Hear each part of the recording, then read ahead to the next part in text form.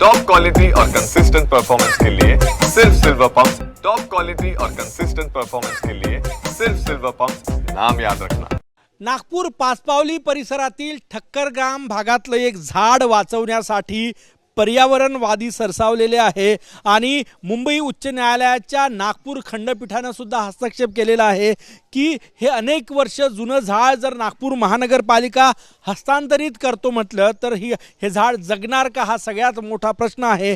त्यामुळेच हे झाड आपण बघू शकतो, भलं मोठं वडाचं झाड आहे, अनेक वर्ष जुनं हे झाड, आणि ई लायब्ररीसाठी नागपूर महानगरपालिकेकडून या झाडाला दुसरीकडे स्थानांतरित करण्याची प्रक्रिया जी आहे ती राबवली जात आहे। परंतु आता हे झाड स्थानांतरित केल्यानंतर वाचणार का, हा सगळ्यात मोठा प्रश्न आहे। त्यासाठीच माननीय उच्च न्यायालयाकडूनही प्रश्न उपस्थित केला जातो आणि पर्यावरणवाद्यांचा कडाडून विरोध आहे या सगळ्या झाडाच्या ट्रान्सप्लांटेशनसाठी। आपण हे दृश्य बघू शकतो, पाचपावली परिसरात या ठक्करगाम भागामध्ये ई लायब्ररी होत आहे आणि त्या ई लायब्ररीच्या कामासाठी हे भलं मोठं अनेक वर्ष जुनं झाड दुसऱ्या ठिकाणी स्थलांतरित करता येईल याची प्रक्रिया महानगरपालिकेने सुरू केली होती। परंतु ते झाड जगणार का आणि इतकं मोठं झाड स्थलांतरित करणं शक्य आहे का, असे अनेक प्रश्न उच्च न्यायालयाच्या नागपूर खंडपीठाने उपस्थित केलेले आहे आणि त्यामुळे आता विरोध वाढतो आहे हे झाड स्थलांतरित करण्यासाठी, हे झाड कापण्यासाठी। पर्यावरणवादी सचिन खोब्रागडे आपल्या सोबत आहे। तुम्ही न्यायालयात गेले, काय झालं नेमकं? प्रीती पटेल व इतर असे न्यायालयात उच्च न्यायालयामध्ये PI दाखल केलं आहे।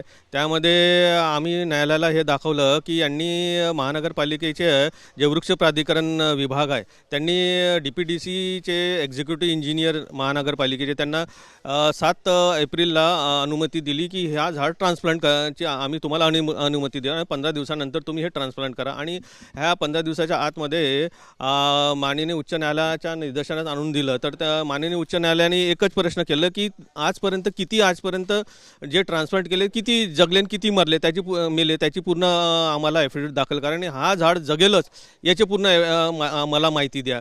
म्हणून असं निदर्शनास आलं माननीय उच्च न्यायालयाच्या प्रश्नामुळे की स्वतः माननीय उच्च न्यायालय हा झाड ट्रान्सप्लांट करू इच्छित नाही। आणि आम्ही हे बघितलं की आता झाड तोडण्याची परवानगी सहजासहज भेटत नाही, म्हणून आता जे अर्जदार आहेत ट्रान्सप्लांटच्या नावाने म्हणजे परवानगी मागत आहेत। म्हणजे झाड किती वर्ष प्राचीन, किती वर्ष जुनं आहे? हा 188 वर्ष जुना आहे। महानगरपालिकेच्या जे काही नियमावली आहे आणि वृक्षाचे वय काढण्याची जे काही शासनाने जे GR बनवलं त्यानुसार त्यांनी काढलेलं आहे।